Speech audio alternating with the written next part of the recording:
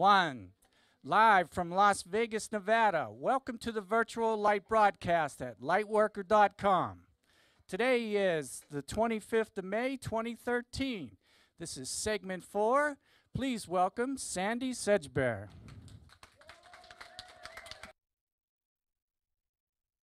Welcome back to the virtual light broadcast. Back in January, we did a Skype interview. It was a very, very big story about a groundbreaking... Are we off again? Stay with us. There you go. Right, we'll start again. Back in January, we broadcast a Skype interview about a groundbreaking discovery that could forever alter the way we view the history of civilization and the purpose and age of pyramids. That was a big, big story, and big stories deserve to have a lot of attention put upon them. So we're thrilled today to have with us in person for 2 whole segments the subject of that interview. Please welcome anthropology professor and discoverer of the Bosnian Pyramids, Dr. Osmanagich.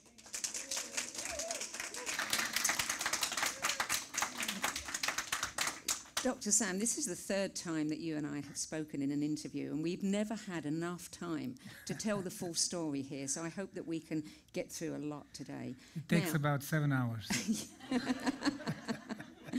You have studied pyramids for many, many years, long before you discovered the Bosnian pyramids. So tell us about how you made that discovery.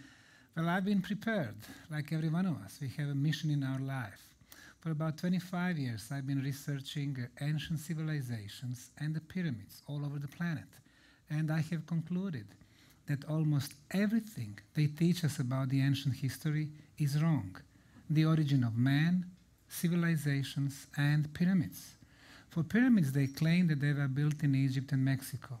Wrong. They are built on all 6 continents, 250 of them in China, pyramids in Indonesia, Cambodia, 300 in Peru, Bolivia, Australia near Brisbane, 155 in Egypt, 224 in Sudan, pyramids on Canary Islands in the Atlantic Ocean, on the island of Mauritius in the middle of Indian Ocean, 100,000 of them in Central America. The Mayan built them, Mexico, Guatemala, Honduras, El Salvador, Belize, and finally, here in the US, Cahokia Pyramids in southwestern part of the state of Illinois. And finally, of course, the Bosnian Pyramids. So they've been teaching us they are built only on 2 particular places, but that's wrong. And of course, the biggest hoax of all, that the pyramids were built as tombs for pharaohs. Not a single mummy had been discovered in the biggest, most superior pyramids in Egypt. So 200 years after Egyptology has been around, we are still back to the square one. We don't know who, when, how, and why. And right on your home ground. You were born in Bosnia. In the case of the Bosnian pyramids, I've realized that pyramids have nothing to do with the pharaohs, with tombs, with hundreds of thousands of slaves. The pyramids are structures. They are geometry. And as we will see in this video clip, which showed the Bosnian pyramid of the sun from the air, it is very clear. So I suggest we go with the video clip and the Sun Pyramid. The red roofs are of the town of Visoko, which is about 20 miles northwest from the capital city of Sarajevo. 2 major rivers, River Fonica and River Bosna. And the Pyramid of the Sun towering the town of Visoko. The geometry is there, triangular faces. We can clearly see the corners and the same slope from the bottom to the top. Now, what is visible from that imaginary line from left to right, from the bottom to the top, 700 feet. The Great Pyramid of Egypt, 480. So now we are talking the biggest, the largest pyramidal structure on the planet. 2005, when I first came to the town of Visoko, and it was not about the pyramids. I came to visit the local museum. When I saw this hill towering the town, when I saw the perfect geometry, I took compass, and compass showed me that those triangular faces match the cardinal points, east, west, north, south. The Mother Nature simply does not make hills with 4 sides, triangular sides, perfect orientation. That's done by the intelligent hands. And now, if you agree, we can go to a little PowerPoint presentation which will show us a few elements of the structures there. Yes, because you started excavating this Yes. piece of land. Now, here's the Sun Pyramid. The side that we see from here is the northern side of the Sun Pyramid. So far, we thought that the best orientation is the north side of the Great Pyramid of Egypt. The error from the perfect north in Egypt is 0 degrees and 2 minutes. And according to the Bosnian State Institute for Geodesy, the error of this northern side to the perfect cosmic north is 0 degrees, 0 minutes, and 12 seconds. So this is the most precise orientation ever on the planet. The second slide will show the construction material. When you remove approximately 3 feet of soil, we are finding blocks, rectangular in shape. We've sent samples to 6 different institutes for materials in France, Italy, Bosnia. They all confirm the same thing. This is artificial concrete. So they found what Dr. Joseph Davidovich of France called geopolymer cement, artificially made binder. So somebody was making a huge concrete blocks, 18 million tons of them, covering the largest pyramid on the planet. Have you dated them? Concrete blocks, no. However, when we remove the layer of soil, 3.5 feet below, we are finding organic material. For example, in summer of 2012, we found a fossilized leaf on the top of the concrete blocks. We sent the samples to the labs in Kiev, Ukraine, and Gliwice, Poland. The results, 24,800 years plus minus 200 years, meaning that this leaf has been there for 25,000 years, sitting on the structure. So the structure itself is even older. They've been teaching us that the humanity is about 8,000 years old. The advanced civilization, that everything started with Sumer, Babylon, Akkad, Assyria, ancient Egypt, ancient India. Wrong. That's just the last civilizational cycle. Before this one, there was another one, which ended in a global catastrophe 12,500 years ago. Before that one was another one, ended 18,000 years ago. And another one, 55,000 years ago. And another one, 75,000 years ago. It's a cycle after cycle after cycle.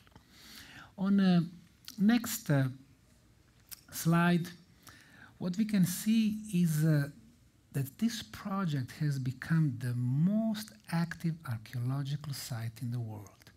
Archaeology, history, they are very conservative sciences. If you want to work on Egyptian, Mexican, Chinese pyramids, you have to be politically correct. Nothing like that applies here in Bosnia. We are open for everyone. Yes. The knowledge is not only for the elite. The cultural heritage belongs to all of us. So we have invited volunteers from all over the planet to come and join us and help us. And this is the first case that the huge archaeological project is not run by departments of archaeology from universities, by National Museum, by Ministries of Cultures, by people who are paid to do their job, but by the non-profit foundation, which I established in 2005, and I named it Archaeological Park Bosnian Pyramid of the Sun Foundation, by enthusiasts, by people who love the pyramids, who love the research, who love its own country. And we opened the project for everyone. And the common people, they don't have to be professionals, have a chance to be an active part in history-changing process. Well, it's a smart process because you've had a lot of opposition from the established community. By opening it up to everybody, you're making sure that this cannot be covered up. Mainstream scientists don't like this project for many reasons. This is one of them, because the project is open for everyone. No secrets, no elite science.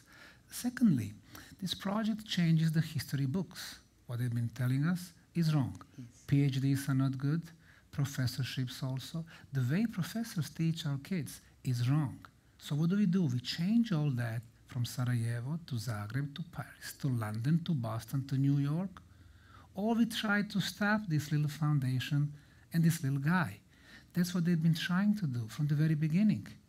But, you know, when 99% of people would give up, in a situation when the Ministry of Culture is against you, when the state commissions for national monuments are against you, when the European Archaeological Association is against you, when 100 American professors, geologists, archaeologists against you, Dr. Zahi Hawass from Egypt against you, you don't really give up because you know that you have a noble goal in front of you, that you search the scientific truth. You don't give up on your dreams. Tell us a little bit about what you've discovered there, because you've excavated quite deeply now and Yes. you've found labyrinths and underground tunnels. Yes. On the next slide, we can see the scenes from the Bosnian Pyramid of the Moon.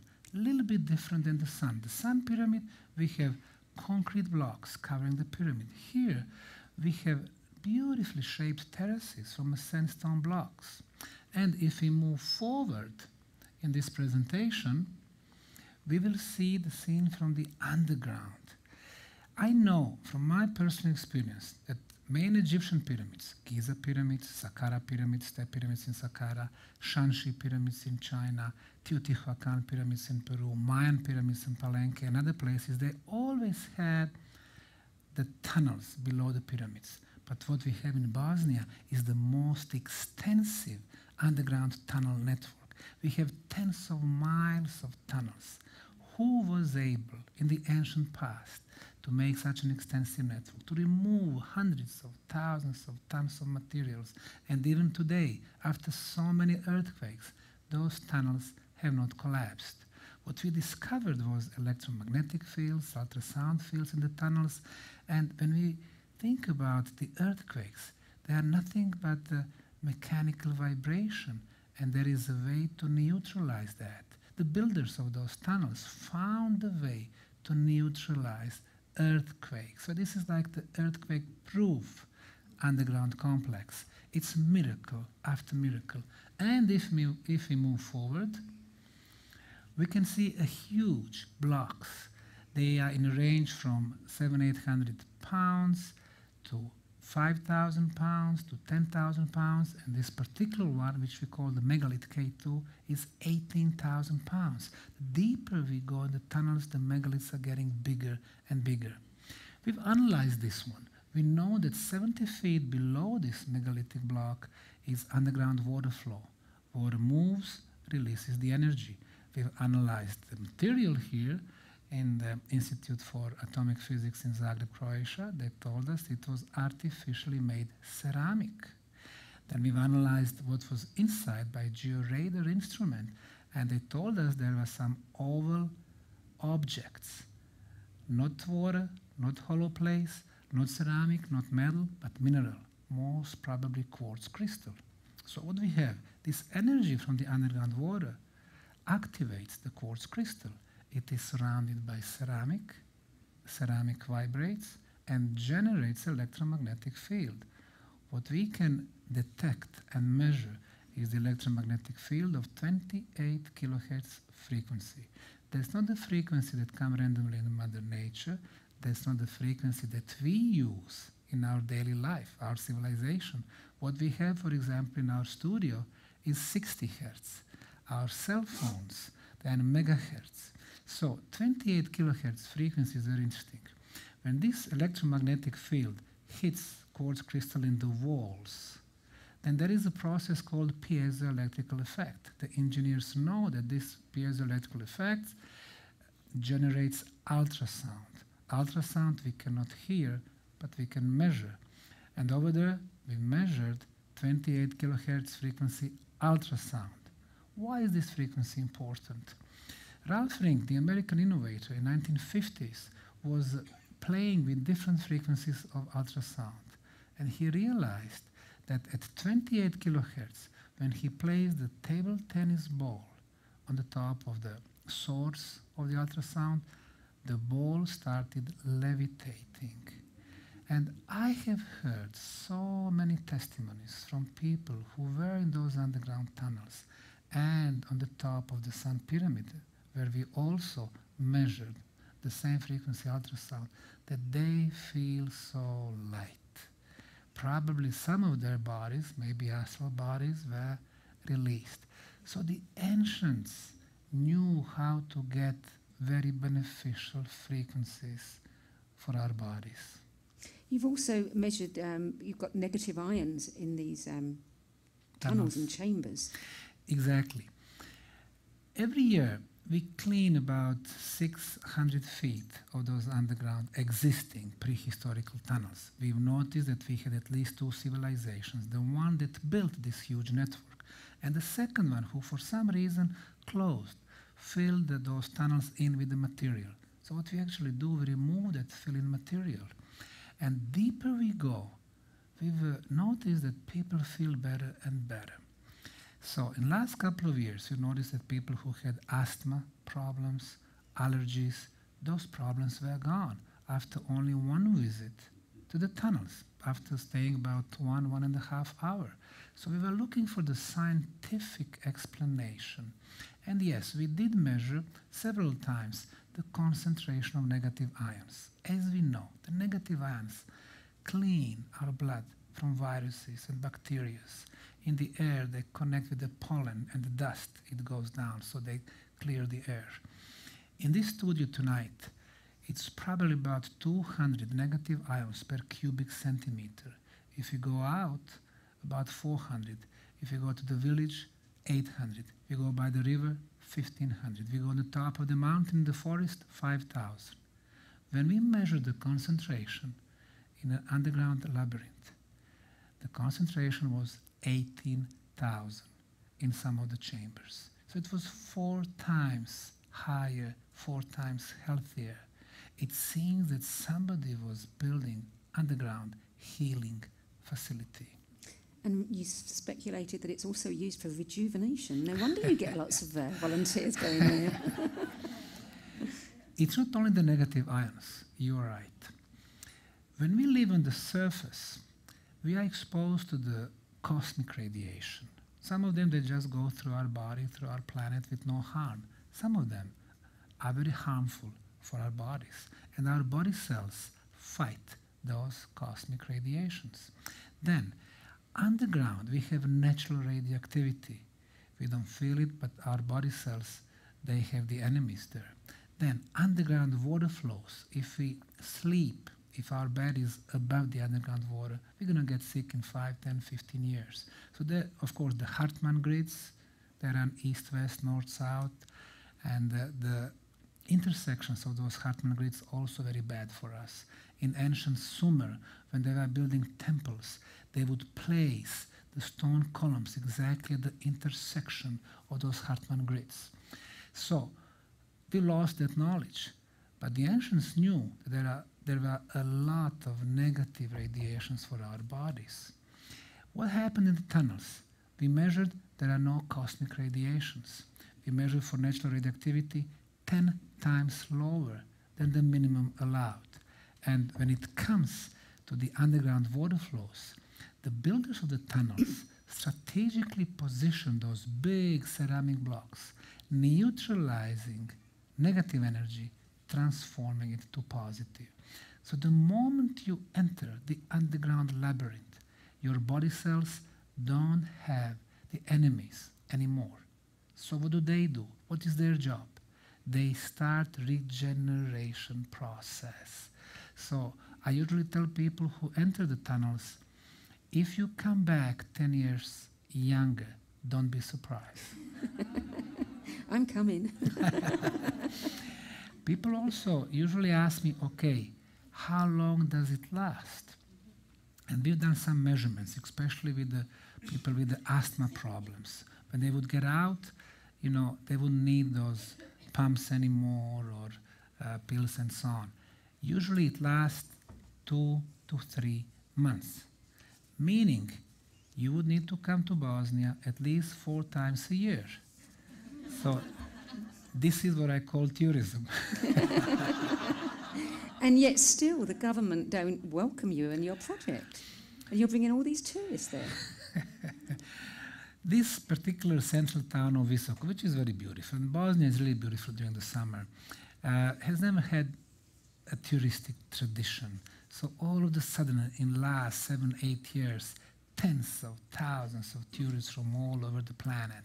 You know, in the 1990s, during the war in Bosnia, this country was known for the war and the violence and the negative news.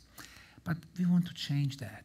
With this project, we want people to know Bosnia as a country of archaeology, cultural heritage, volunteers, tourism, all the positive news.